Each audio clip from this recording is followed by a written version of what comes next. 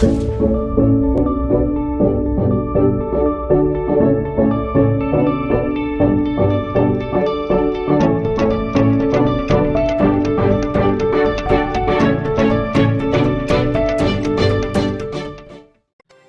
The Way Viewers, jumpa lagi dengan saya Wijaya Cahyadi.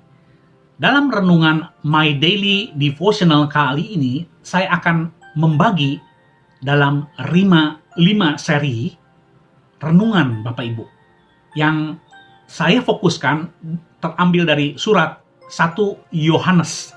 Pada kali ini, saya akan membawakan surat 1 Yohanes pasal 1. Tema renungan meniru Kristus, terambil dari nats Alkitab 1 Yohanes 1 ayat 6. Namun sebelum membahas, izinkan saya untuk memberikan pendahuluan tentang surat 1 Yohanes ini.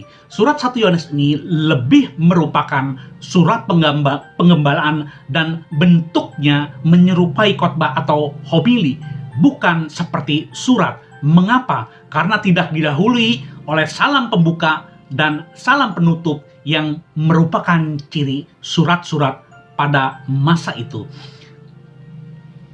Surat 1 Yohanes ditulis oleh Rasul Yohanes yang kita kenal sebagai Rasul Kasih di sekitar tahun 60 sampai 80-an Masehi, Bapak Ibu. Pembaca mula-mulanya adalah jemaat non-Yahudi di luar kota Yerusalem, yaitu di kota Asia.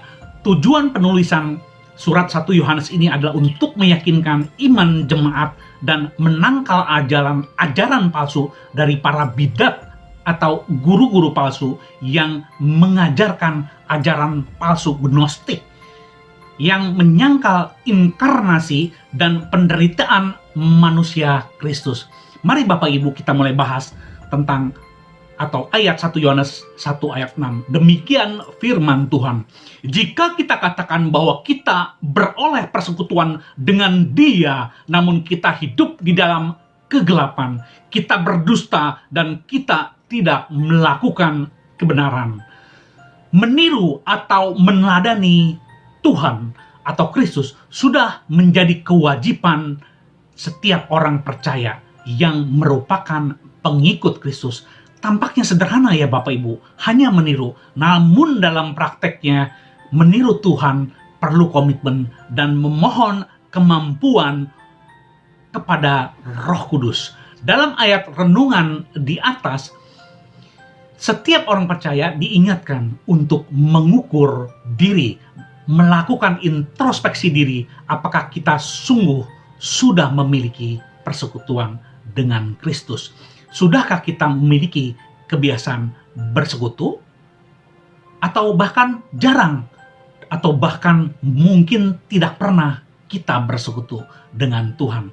Jawaban untuk pertanyaan ini tentu Bapak atau Ibu sendiri yang lebih tahu Bapak Ibu. Disebutkan di ayat renungan tadi, jika kita katakan bahwa kita beroleh persekutuan dengan Dia, namun kita hidup di dalam kegelapan.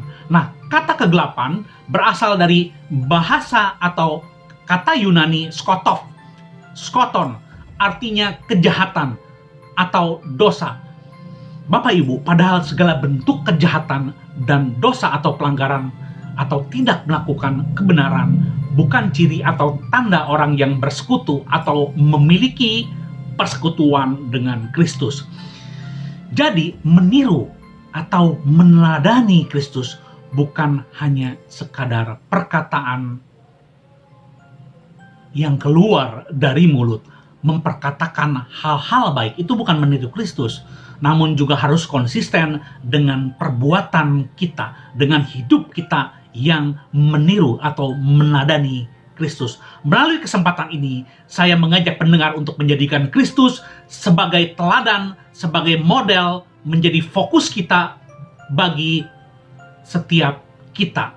Meniru Kristus. Pertanyaannya, apakah cara hidup kita sudah mencerminkan orang yang cara hidupnya sudah meniru Kristus? Semoga menjadi berkat. Tuhan Yesus memberkati.